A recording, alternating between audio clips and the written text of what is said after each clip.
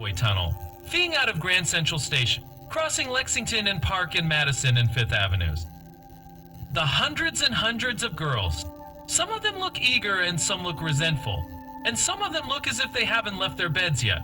Some of them have been up since 6:30 in the morning. The ones who commute from Brooklyn, some of them look eager and you see them every morning at 8:45, rushing out of the maw of the subway tunnel, feeding out of Grand Central Station, crossing Lexington and Park and Madison and Fifth Avenues. The hundreds and hundreds of girls. Some of them look eager and some look resentful, and some of them look as if they haven't left their beds yet. Some of them have been up since 6:30 in the morning.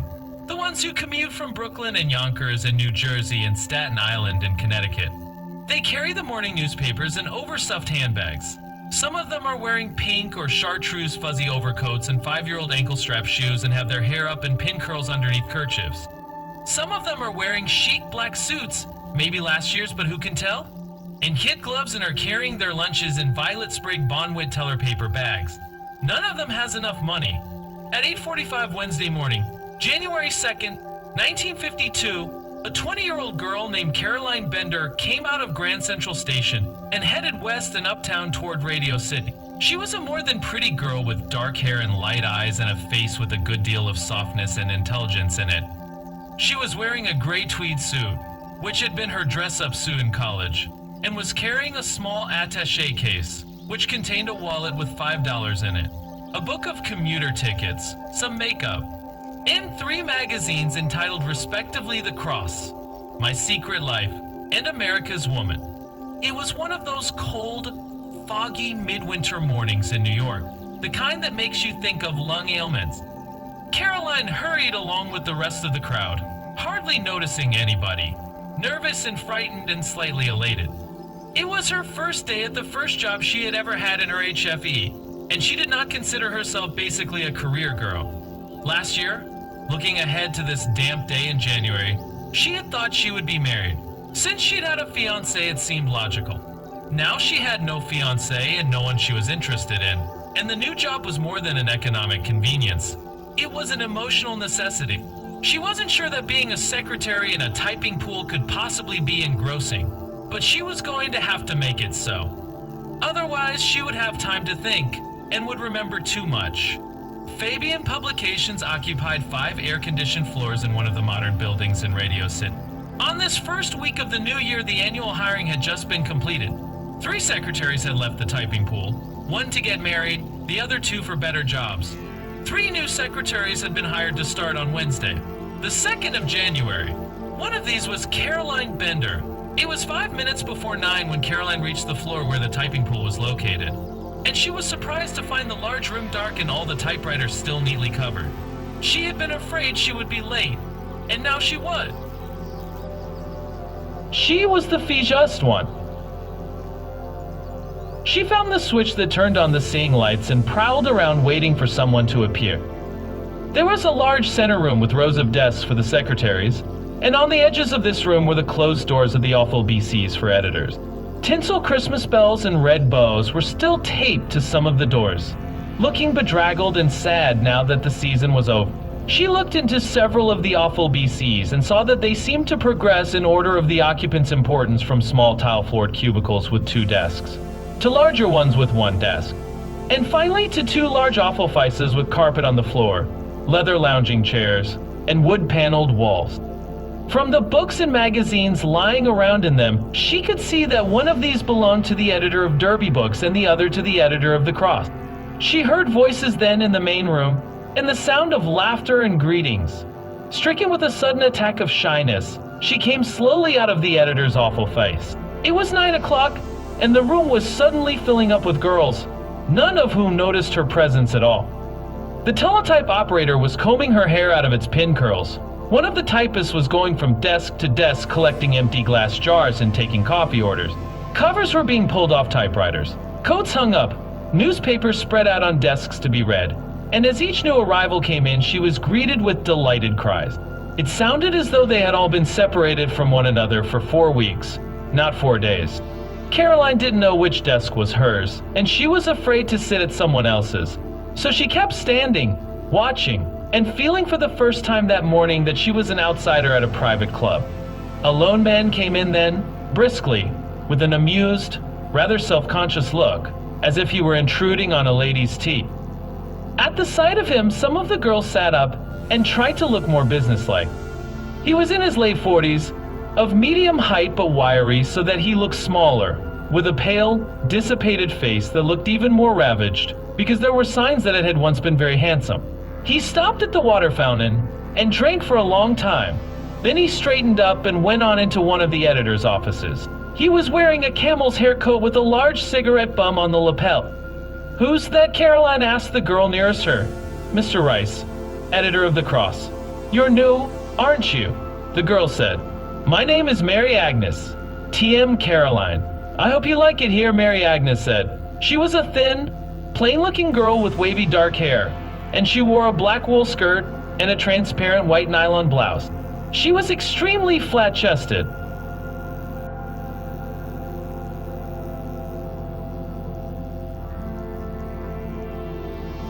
"I hope so too," Caroline said. "Well, you can have either of those two desks over there if you want to put anything away. You'll be working for Miss Farrell this week, because her secretary quit on her. She usually comes in around 10 o'clock. She'll take you around and introduce you to everybody. Would you like some coffee?" "I'd love some," Caroline said. She put her attached case and gloves into the drawer of one of the empty desks and hung her jacket over the back of the chair. Mary Agnes waved over the girl who was taking coffee orders, Brenda. "This is Caroline." "Hi," Brenda said.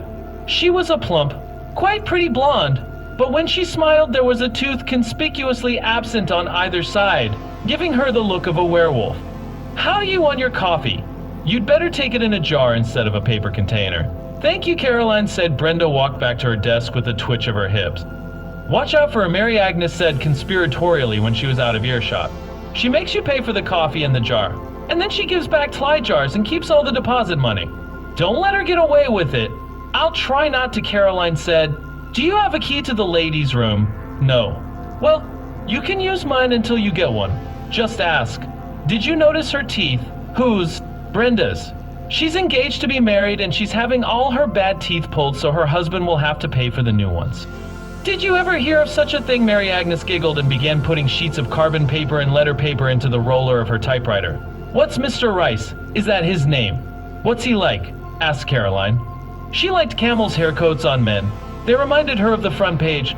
A genuinely stricken look of piety came over Mary Agnes's plain face. "It's very sad," she said.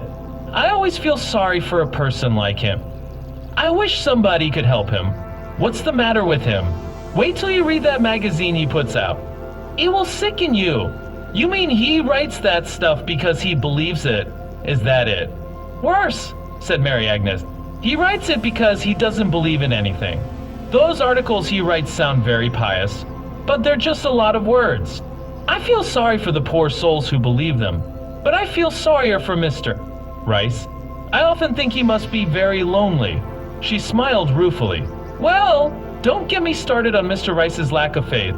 It's a subject I feel very strongly about, and right now I've got to get Tlee's letters typed. Maybe you and I can have lunch together," Caroline suggested.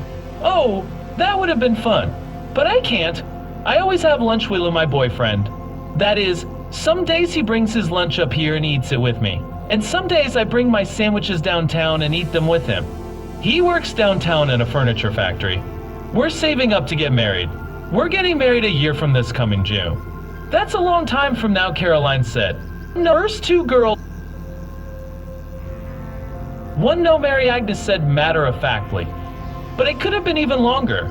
I certainly wish you luck," Caroline said. She went over to her desk and sat down. She had come here to get away from thoughts of marriage, and the first two girls she had met were engaged. Well, she would clean out the drawers of this desk, and then Miss What's-Her-Name would arrive and give her more work probably than she could handle, nervous as she was on her first day.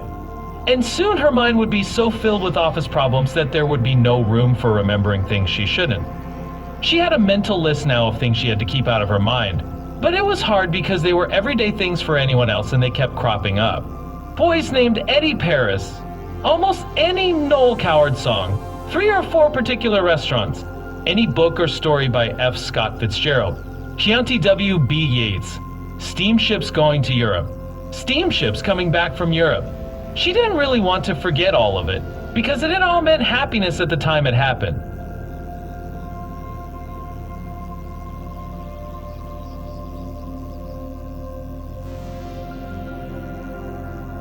She only wanted to be able someday to remember without finding it painful. That was the trick, to keep all the good things from fly past and cast away the ones that hurt.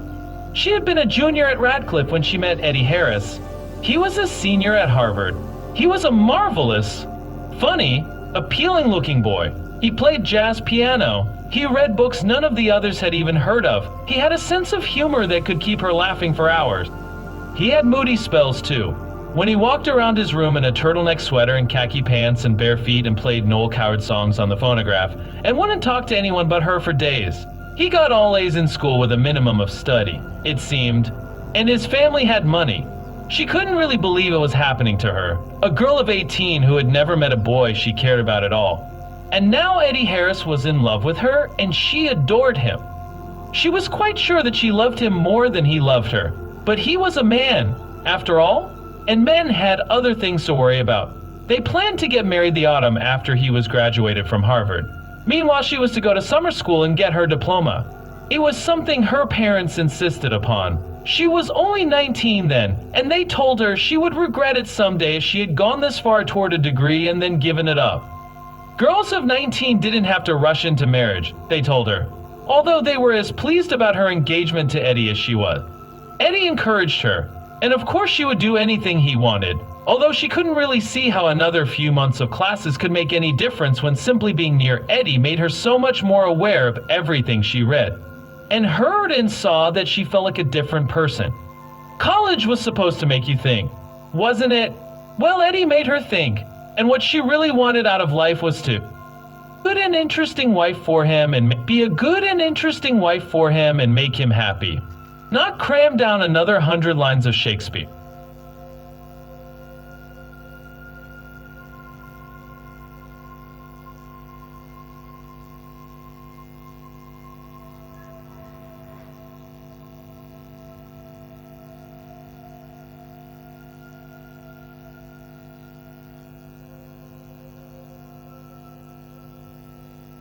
Be a good and interesting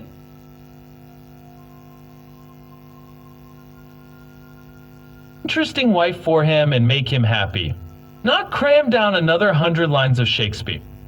Anyway, she went to summer school, and Eddie's parents sent him to Europe for a graduation present. She thought it would have been nicer if they had waited, and then let Eddie and her go there on their honeymoon. But the thought struck her as so selfish that she didn't even mention it to him. There had been a big boom in world travel at Harvard and Radcliffe in those years. Everyone went. Travel was a new experience for their generation those early years after the war, and Caroline had already grown tired of the constant cocktail party conversation, which consisted mainly of place dropping. She kept her mouth shut and everyone said to her, "You've been to Europe, of course, haven't you?" She thought the college boys who ran to Paris and then sat around in cafes looking for American girls whom they had known at home were very funny. She knew Eddie would get a lot more out of his trip than that. When she saw him off on the ship, she gave him a bottle of champagne and a brave smile. Although all the time they were kissing goodbye, she wanted to cry out, "Take me with you! Don't go alone!" He told her it would be only 6 weeks, that the time would go quickly, that he would think of her all the time. He told her, "Miss me a little?" smiling, when they both knew he meant she should miss him a great deal, and that she would whether he told her to or not. On the deck, he discovered the parents of a girl he had known years ago when he was in prep school, Helen Lowe, and he latched on to the father. "See," his smile said comfortingly to Caroline as the ship pulled away from the harbor, "here I am with this nice middle-aged man. See how well I'm keeping out of trouble." Helen had been on the ship too. She had been down in her stateroom with 4 of her classmates from Sarah Lawrence getting drunk together. She was a tall, slim, bosomy girl with the kind of ash blonde hair that looks almost gray and was not a really popular color until several years later. She had a white French poodle, and she had taken French lessons before she left on the ship. When the 6 weeks were finally over, a letter arrived for Caroline on the day Eddie's ship came into New York without him. "I don't know how to tell you this," the letter began. This is the fourth time I've tried to write you about it. The other 3 each efforts I've torn up. He sounded rather sorry for himself because he had to tell her. He probably thought, what a mess! What a mess! How much easier to declare love than to withdraw it, especially from someone you still like very much. He sounded even sorrier for himself and his unpleasant predicament than he was for her, who only had to read what he had written and see her future and her happiness shatter quietly around her. Eddie had always hated anything unpleasant. Perhaps he thought marriage to Helen Lowe would solve everything. She was sophisticated and poised and intelligent and pretty, and her father owned oil wells. You couldn't say much against oil wells. Or perhaps he had been just like those other lonely college boys in Paris sitting in the cafes, or in his case on shipboard, looking for a familiar face. Perhaps Caroline had overestimated him. So Helen and her parents accompanied him back on the ship to America, and a month later there was a monstrously expensive wedding in Dallas. Having finished summer school, Caroline did not have another term of college to help her occupy herself. So she took a business and shorthand course, and the day after she was graduated, she took the first job she was offered. It didn't make much difference to her, really, as long as it was something from 9 to 5, which meant 8 hours less to think about herself. She was rather glad, however, when it turned out to be a job in publishing. She bought 3 of the Fabian magazines and read them from cover to cover the night before her first day at Fabian.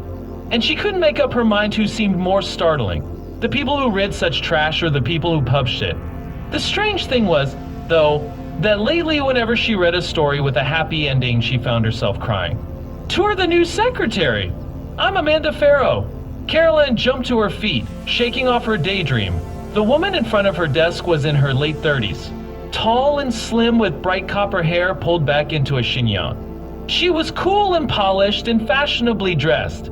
She even wore a little hat, 2 fluffy feathers really, with a tiny black veil. "My name's Caroline Bender. You can come into my office in a moment. Number 9. She watched Amanda Farrow disappear into office 9 and then found a shorthand pad and some pencils in the drawer of her new desk. From her investigation in the early morning, Caroline knew that Amanda Farrow's office was one of the executive ones, one rank lower than the offices with carpet. She saw the overhead lights go on in number 9 and waited a moment more, then opened the door and went in. Amanda Farrow was seated behind her large desk. She was still wearing her hat, and she was busy applying nail polish to her fingernails. There was a large filing cabinet against one wall, and 2 armchairs in front of the desk. "First, you can order me some coffee. Black with sugar," Amanda Farrow said. "All the filing to be done is in this box here." My secretary left last week, and the place is a mess. The mail comes 4 times a day. You open it, and anything that requires a personal answer goes in this box. Some of the letters you can answer yourself, if they're from cranks, for instance. But show me everything you write before you send it out. Do you have a social security card? Not yet? Well, you'll have to get it on your lunch hour. Mr. Fabian is very strict about employees working without their social security cards.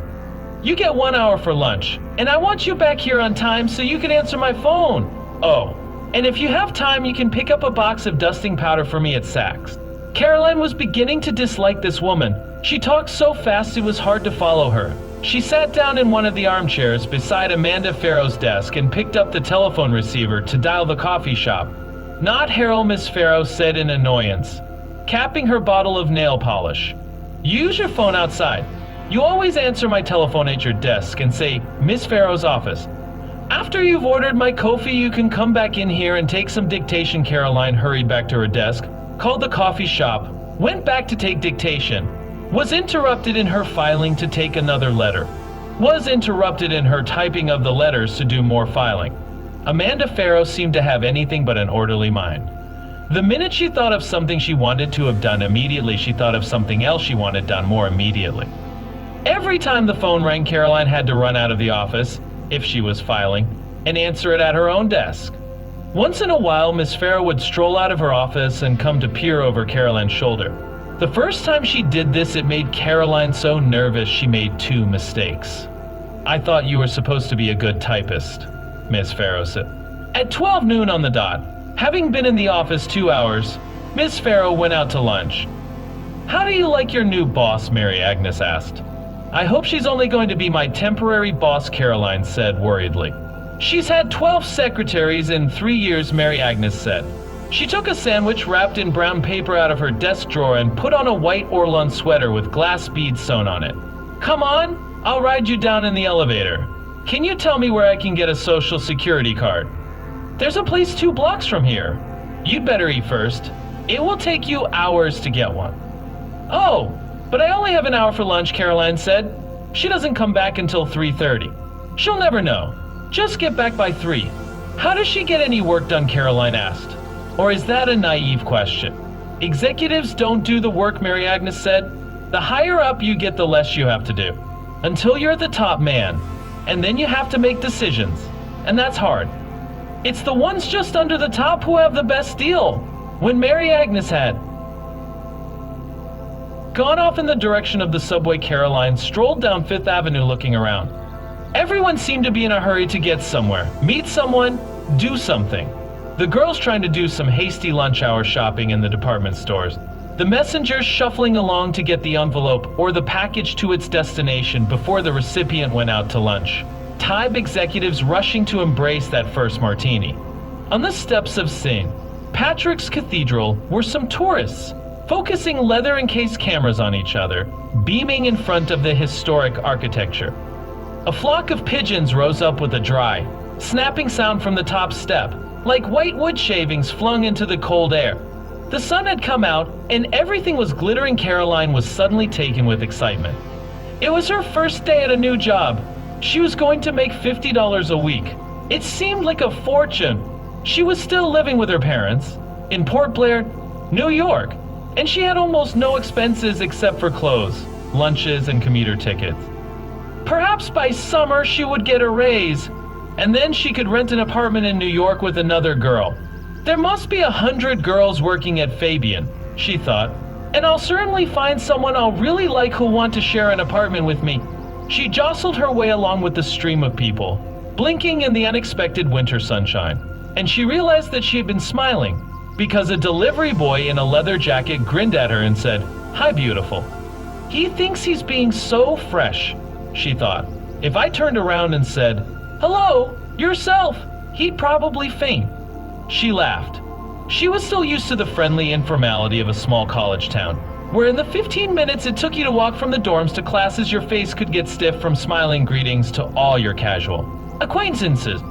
And of course in Port Blair, everyone knew everyone else, if not in person, then at least through gossip. She found the grimy-looking gray building that housed the Social Security office and went upstairs. She realized that she had forgotten to stop for lunch, but she was too excited to eat anyway.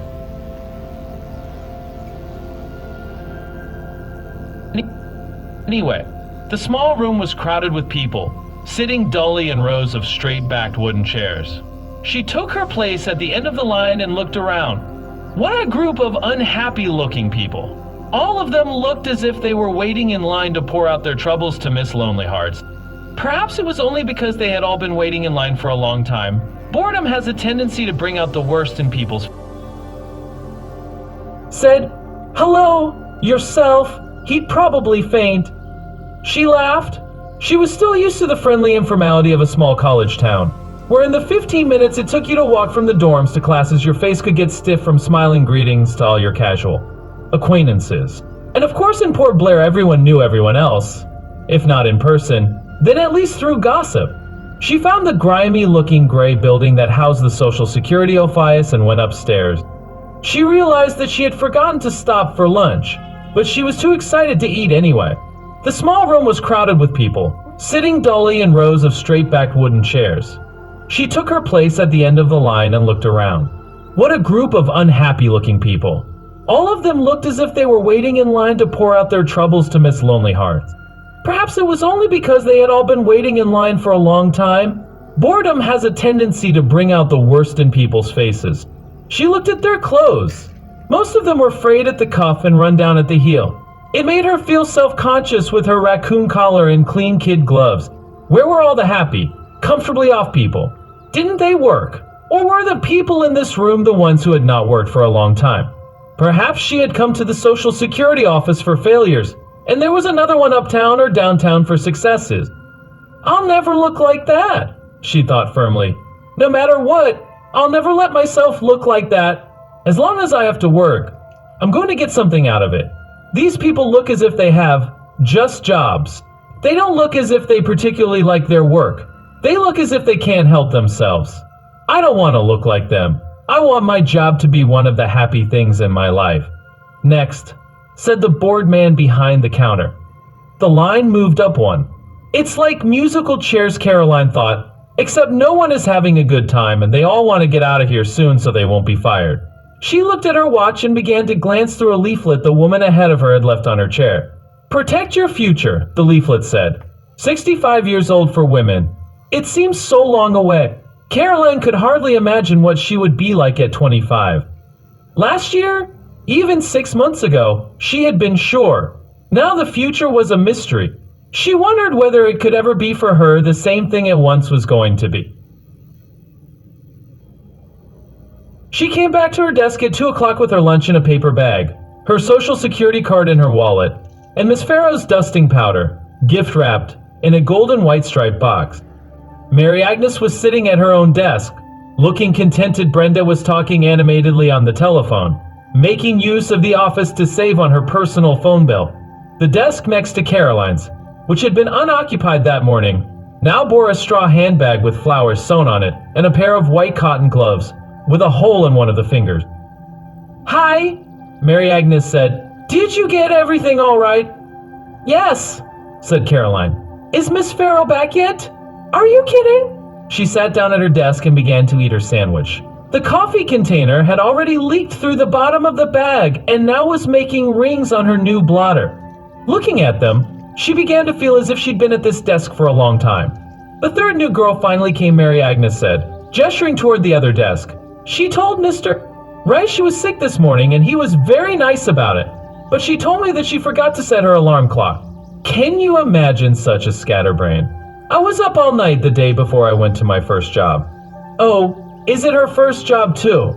Yes, and she's only been in New York for a few weeks. She comes from Springs, Colorado. She just got out of junior college. Mary Agnes, the Luella Parsons of the 35th floor, Caroline thought. Her name is April Morrison. Mary Agnes went on to say, it's a pretty name. Isn't it April? That's her with the long hair. She nodded toward a girl crossing the bullpen from one of the side offices to another, carrying a shorthand pad, one of the oddest girls Caroline had ever seen. April Morrison had an almost breathtakingly beautiful face, and she wore no makeup except for some pale pink lipstick. But her hair, which was a tawny gold, cascaded down her back to the middle of her shoulder blades, thick and tangled, making her look like Rebecca of Sunnybrook Farm. She wore a shiny baby blue gabardine suit. She had big blue eyes and freckles on her delicately sculptured nose, and Caroline almost expected to see her carrying a sunbonnet. It's lucky for her she hasn't got your job, Mary Agnes whispered, as April went into an office and closed the door. Miss Farrow would eat her alive. Well, thank you, Caroline said. You mean I look like I could hold my own against Miss Farrow? You should be able to if anyone can. But if she asks you if you want to be promoted out of the typing pool to be her private secretary, say no, no, no. What would I ever have done without someone to give me tips and advice on my first day? Caroline thought gratefully. Were you ever her secretary? Oh, I worked for her a few times from the pool, that's all. But everyone knows what a terror she is. What were her regular secretaries like? Sophisticated, said Mary Agnes. Like you, a little. College graduates. Usually pretty. She always hires a secretary who has the qualities to make a successful career woman eventually. And then she always hates the poor girl's guts. I guess working for Miss Farrow's kind of like hell week for getting into a sorority. Is that it? Hey, said Mary Agnes. That's cute. Doesn't anyone else need a private secretary right now? All the other girls like their jobs. See, being a private secretary is a good deal around here because from there you can get into editorial work. If you're interested, that is, me. I wouldn't want to be a reader, even though they pay $75 a week to start. I like to read magazines, but I wouldn't know where to begin to criticize them. I would, Caroline thought. I'd start with my secret life and tell them to lie up my 2 days in an attic with a sex-mad criminal is the worst piece of trash I ever read. And I bet they'd sell more copies if they didn't have covers that people were ashamed to have lying around their living rooms. Look sharp, Mary Agnes said, and bent over her work with a diligent expression. Miss Farrow, pink of cheek and long of breath, was walking dreamily toward her office.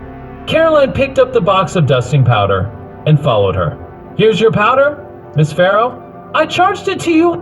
What's the matter? Didn't you have any money?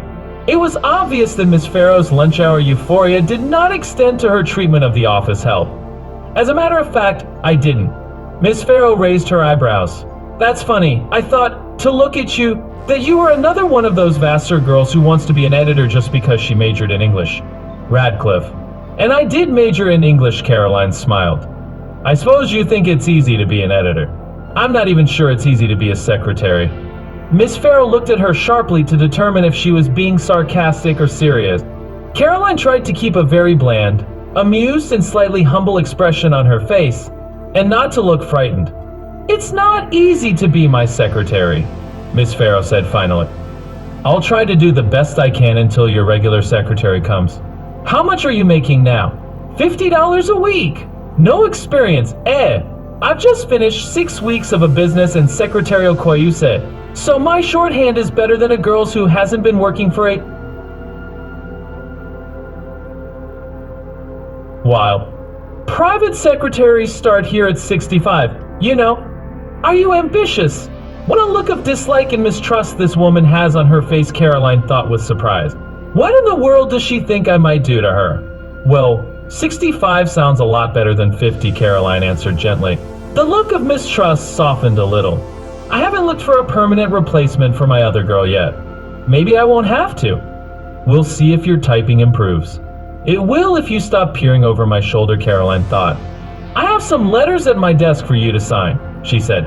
I'll bring them in. Is that all for now? Yes, Miss Farrow said with a little half smile. That's all for now.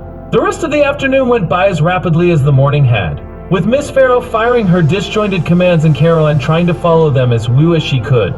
She felt like a girl who knows she is going to be invited to a dance by the football hero, who also happens to be the notorious class wolf, and has to decide what she really wants. She didn't know what she wanted.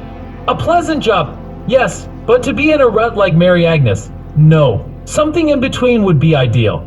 But she was already beginning to realize that the working world was more complicated than she had ever dreamed. She knew that although right now she found the office routine exciting and tiring, that was only because it was new to her, and in a few weeks she would find it boring. Her mind wanted more creative work. But most important of all, if she found herself mired down in a job that bored her, she would be thinking about Eddie and what might have been. And that was what she had come here to escape. At 4:45, Miss Farrow came out of her awful BCE pulling on her gloves. There's an editorial report on my desk, she said. Type it up for me, double-spaced. That's all for today unless you have some work left over. Good night. Good night, Miss Farrow. Ooh, what next? Mary Agnes whispered in righteous indignation. She's the only editor who doesn't type her own reading reports. She's probably afraid she'll mess up her nail polish. Caroline laughed and went into Miss Farrow's awful BCE. It was already dark outside the huge window that made up the entire fourth wall, and through the open blinds Caroline could see the lights of the city. She pulled up the bund and stood there for a moment. Every square of light was an awful BCE, and in every office all over the Twilight City there were girls much like herself, happy or disappointed, ambitious or bored, covering their typewriters hastily and going OE to meet people they loved, or delaying the minutes of departure because home meant the loneliness of a long dark night. Suddenly her throat hurt so that she could hardly swallow.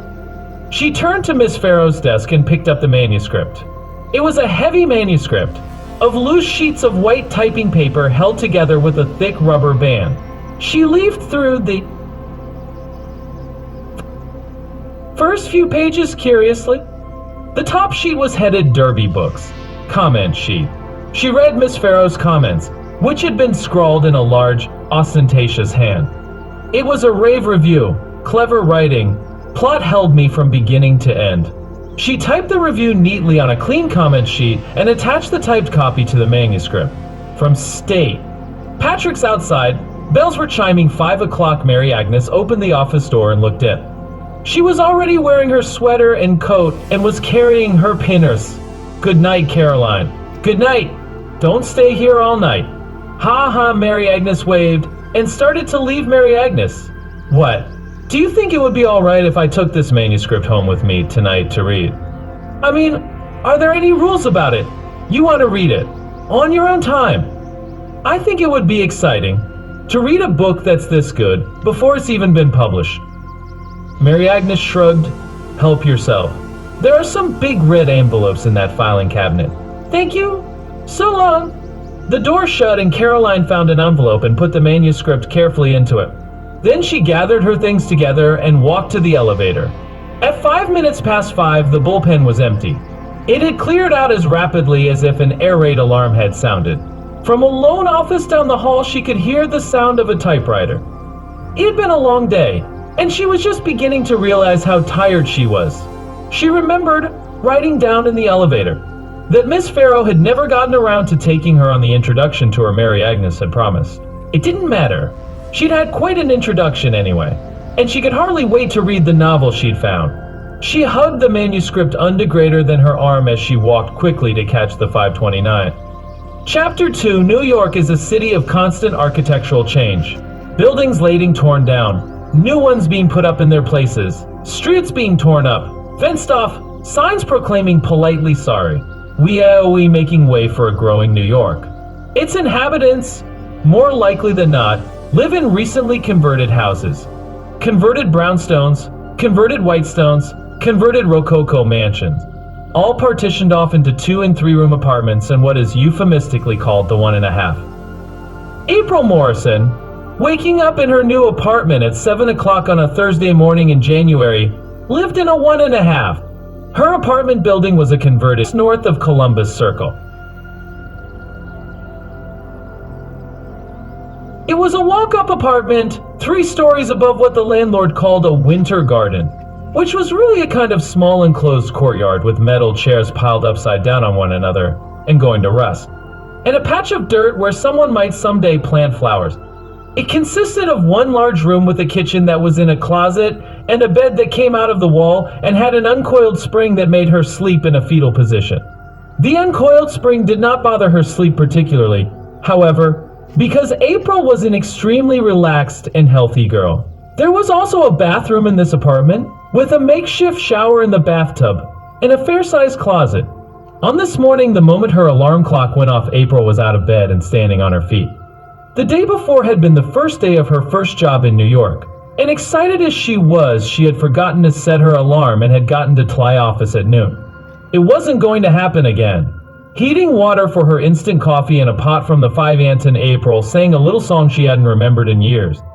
It was a song she had learned in Sunday school. Her 2 older sisters back home in Springs had both been Sunday school teachers before their early marriages, and when April had announced that she wanted to go to dramatic school instead, they had laughed. After all, there were thousands of pretty girls with long gold hair who wanted to go to Hollywood, they had told her, and even though she'd always had the lead in the high school plays, if she had any sense, she would forget that nonsense in a hurry. Why? Her father had said, why shouldn't April be an actress? But fathers always thought their youngest daughters were rather special. In junior college, she had studied speech, ballet, and singing, and to appease the family, T-ping and shorthand. For a graduation present, her parents gave her a train ticket to New York and $500. She was to stay in New York for as long as the money lasted and do as she pleased. Go to the theater, sightsee, go to museums. Look up a high school classmate of her mother's who had married a man from Brooklyn and had gone there to live. April arrived just after Thanksgiving and did all these things for 3 days. On the 4th day, she read in the newspaper of a chorus call for girl dancers for a new musical. She went to it, with mingled hope and terror, had her turn with what seemed like at least 500 other girls, and was told politely that she would hear. She never heard anything. At the end of the 2nd week she had been in New York, she answered a call for girl singers. Most of the singers were quite unattractive. She noticed with private hope, they seemed much less pretty than the dancers had been. Why were Tly singers in shows never as pretty as the dancers? She discovered why very soon. With their trained voices, These girls did not have to be pretty. You could listen to them and you didn't have to look too closely. With her semi-trained voice, church choir and the 2 years at junior college, April didn't stand a chance. She was thanked for coming and told politely that she would hear. The next day she went to a chorus call at the Copacabana. At least she could walk straight. When she got to the Copa, she felt like a midget. All the girls were 6 feet tall, or at least they looked that large to her. April was 5 feet 3 in her bare feet. They didn't even ask her to show her legs, for which she was just as glad, because she decided at the last minute that she